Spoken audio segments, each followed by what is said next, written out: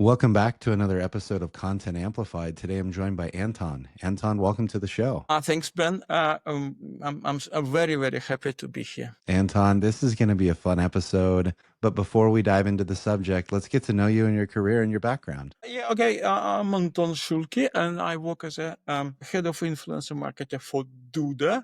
Duda is CMS, Duda.co. And I used to work for SEMrush, more or less in the same capacity. So spent about 5 years at SEMrush, 3 years in Duda. So more or less 8 years doing marketing. Perfect. And today's episode, we're going to dive into influencer marketing. Now, this is an area that marketers are really focused on. They're trying to figure out how to have this more organic reach with people out there that have wonderful audiences that engage with them. Anton, how do we start to think about engaging with influencers or creators, whatever we want to call them? How do we start to interact with these individuals? Okay, I want to make it very, very clear difference. Even nowadays, if you say influencer marketing, most of probably 9 people out of 10 would think about what I call creator marketing. So you watch, I don't know, Instagram, and you find someone who's in Instagram, who's got audience already, I don't know, 20,000 people, 80,000 people, 2 million people, if you like it, who already selling them their videos, and you think his or her audience is kind of what you're looking for. And nowadays, as I said, 9 people out of 10 would call it influencer marketing. And if more people call it influencer marketing, it is influencer marketing. What I do is different. Some people call it B2B influencer marketing. Some people call it expert marketing. So I would use in a good sense. We use experts, industry experts, for example, SEO industry, content marketing industry, PPC industry, or many other, depends on what you do. And we try to establish relationship, and we try to make things win-win. The difference is very big difference between those creators marketing and experts marketing. For myself, being with SEMrush for 5 years, I kind of put things, okay, this is SEO, this is PPC. So I would call what I do is SEO influencer marketing compared to creator one as a PPC influencer marketing. Of course, it's nothing to do with SEO PPC, but why I call it, because in PPC, you pay and you get something in return. It's exactly how it works with creative marketing, creators marketing, because creators create video, you pay them money and they put those videos, usually videos, for their audience. As soon as you stop paying them money, they stop doing anything. It's how it works. What I do, I try to establish relationship with experts. So, for example, if you're talking about SEO, I try to establish a relationship with Aleida Solis or Barry Schwartz, or people like them. Do things, the first thing we do is live streams, we used to call webinars. We don't pay for it. And we try to sell their knowledge to our audience. For us, it's first we help our audience because those people do have a knowledge. And another thing we show off, we say, okay, those are our friends. So those people trust us. If those people trust us, why don't you trust us? So this idea. And it takes a longer time. So it's more similar like SEO. SEO takes a longer time to start working, and we don't pay not direct. Yes, there are some other we don't bribe them. No, when I said other, I didn't mean we bribe them. No, but for example, we might sponsor their own events, or they're going to a conference. Or for example, when I used to be at SEMrush, were very open to prepare data for some experts. If they want to talk about something on a conference, SEMrush would dig enough data for free for this expert. So expert can use data. Obviously, expert had to say, okay, this is also data from SEMrush. So it's why I call this is SEO influencer marketing, and this is PPC influencer marketing. I also said some people call it B2B because, for example, if you're trying to sell, I don't know, if you're trying to sell cups of coffees, B2C, it's reasonably for you to go to for someone in Instagram who is trying coffee every day and got huge audience, individuals audience, and go there. But for example, if you are B2B and my current employer, Duda, is B2B CMS, it's not a real huge point to go and try to explain a million people what it is, because the main people would be digital agencies, people who are actually making decision in digital agency. And for them, probably they would be better off if we put on a screen someone who they know, who they trust as an industry influencer, and who would be talking about something, and maybe not directly, not maybe, not selling directly Duda, but Duda is kind of mentioned. So, for example, when I joined Duda 3.5 years ago, Duda never ever has been mentioned by a search engine journal. Search engine journal, no, it's a huge thing for the industry, for SEO, for content as well. In industry, after 3.5 years, we've been mentioned reasonably some articles only about Duda. We had 13 articles, 13 articles. Not because I know search engine, no, unfortunately, and it's not paid articles, just to make clear. This is also organic. Why? Because I know how things work. So if we bring, for example, John Mueller, John Mueller will talk about something, search engine, and after that we send them a transcript, they probably would use it because their audience interested in what John Mueller said, and we nothing to do with it. But it was on our webinar, so they still have to mention us, for example. I love that. That's amazing. I love how you differentiate between the creator influencer marketing and liking that to pay per click. That makes perfect sense. And then you have the industry experts where you're not paying for it, but it's longer tail. It's going to take longer. Some of the benefits there. And I love how you talked about what you can kind of do with these individuals. So my first question really comes from, how do you find industry experts? And how do you start to build and cultivate a relationship? You know, you see someone and maybe they're talking about your subject. How do I even reach out? What do I say? How do I even get them interested in possibly working with me? Well, first, a lot of people asking, and especially nowadays, because there are so many platforms for influencer market, but there's also creators, of course. And people ask, how do you find them? And my answer always was, I live among them. So always, if we go back how it started, I can just tell you different funny stories and everything. But right now, if you're talking about SEO people, content people, PPC people, I do know a lot of people, and I have a lot of connection.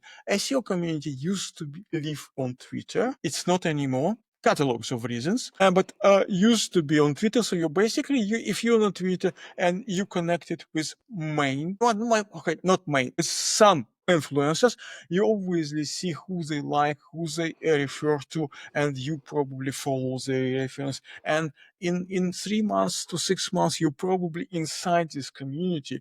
And I used to spend, I don't know, 5 hours a day reading all this stuff to understand. I'm not a SEO myself, but reading other stuff, what people say about this, what people say about each other, and many things. And you basically, of course, you can miss somebody, but not really much. If you stay there for 5 years, you know everyone. But staying there, and how do you work with them? Obviously, if I started not with Simmer, I started with a small, nobody knows about this Ukrainian company. And I was just very direct, and I came to some people and say, look, you're fantastic. I love you. I want you to have for my live stream. Would you do that? Some people say no. Some people say yes.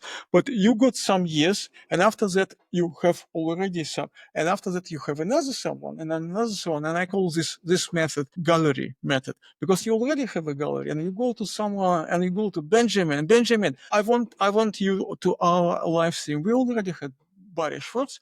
We already had Glenn Gable. We already had John Mueller. Do you want to be in the same? Most of the people will say yes. I love that. So most of the people say yes, of course. Everyone, well, not everyone, but most of the people want to be there. Of course, if you come and say, okay, but this is the rules. first 15 minutes, you have to say, buy us, buy this company. Yeah, if you go this way, you probably won't get many experts unless you pay them. But you don't. You say, okay, because very often experts say, okay, let's have a webinar. What you would like me to talk about? I say, you're the expert. I'm not an expert. What do you think the hottest topic now? And what is the topic you know about? Because there are plenty of topics. And she say, oh, I want to talk about this. Oh, let's talk about that. Because I always try to leave experts possibility to choose exact topic, because I don't have agenda to sell. What I want to do, I really want to do. Because people usually, when I say it, people usually think I'm not honest. I use webinars as an influencer marketing tool. So who do you want to please? I really want to please my experts who are on the web. Well, of course, I do want to bring our audience something new, some knowledge and everything. My first one is to please. If you on my webinar, I want to please you. So my main thing is after the webinar done, and after that you call me and say, "Hey, it was great. Can we do another one?" I said, oh, yeah, that's what I wanted. Yeah, of course, there are other things. I don't want stupid things. Obviously, we should be a little bit more practical and everything, but it's how you do it. And usually people will love it. It's awesome.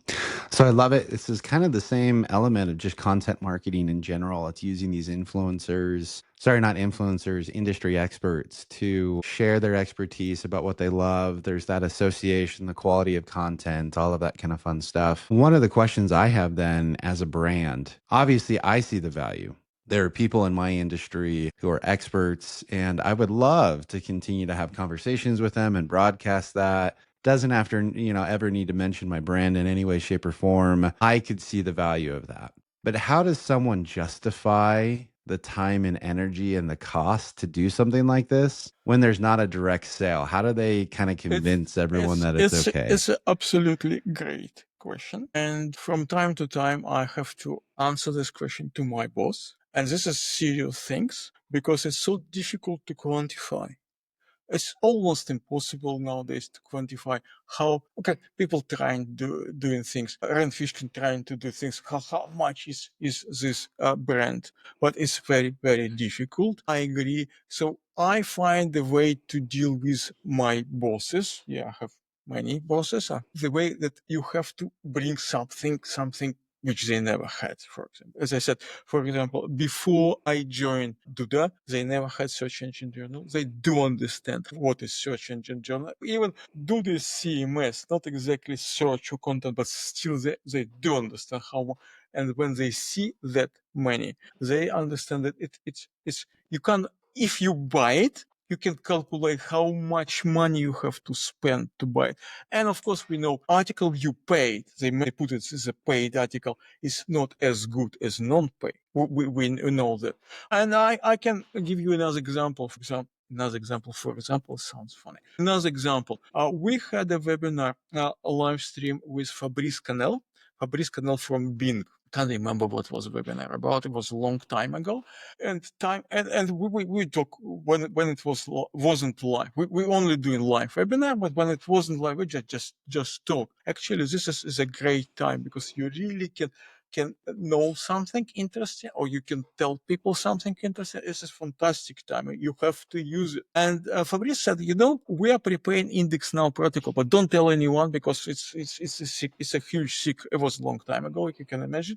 It's a huge secret. But if Duda is interested to implement it, we can arrange things, but you will be under a non-disclosure agreement. So before we launch, you can't. And for our clients, maybe we don't have many news agencies, so maybe for our clients it's not the most important things, Index Now protocol, but I could see immediate PR effect, and it worked. So I said, of course we're interested. So we put both teams together. Our team worked under, and so when they actually start rolling it out and explain it was the index now protocol for Bing, the only CMS who already adopted it, the only CMS who already adopted it was Duda.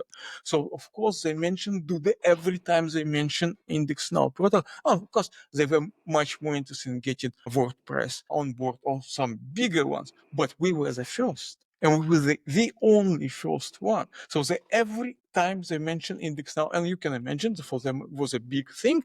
So Microsoft being on a Microsoft blog, they put articles about index now protocol, and every article has a link to Duda.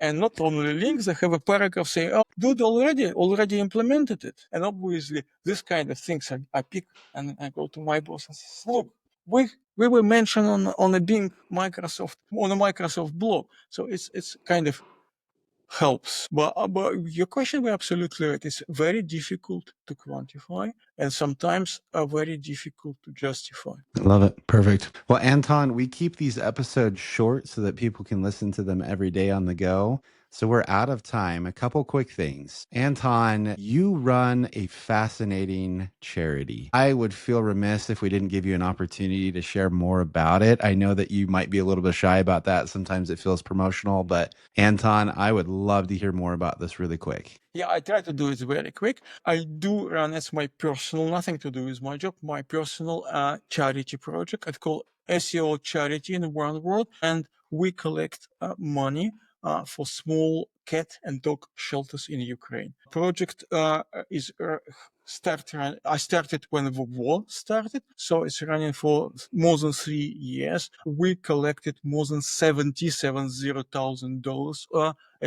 It's a private donation, but we also have a sponsors because now we also have a twice a year SEO conference. People like to say, Avelino Saliso or Barry Schwartz or John Mueller come. We don't pay them, and they just do some smaller session on a conference. We have sponsors who pays us money, but we also say people, if you want to donate, and we will help us those small shelters to feed those cats and dogs. I love it. And we will link to the charity in the notes below for anyone wanting to participate. Anton, also, if anyone wants to connect with you and reach out online, how and where can they find you? Yeah, I'm all everywhere, but not on Twitter. LinkedIn probably would be the easiest way. Anton Shulke, but you also can go to SEO Charity, seocharity.com, and find me. I'm also on Facebook and in Blue Sky. Well, Anton, again, thank you so much for the insights today. Really appreciate it. Thanks. It was a pleasure. Absolute pleasure to be here.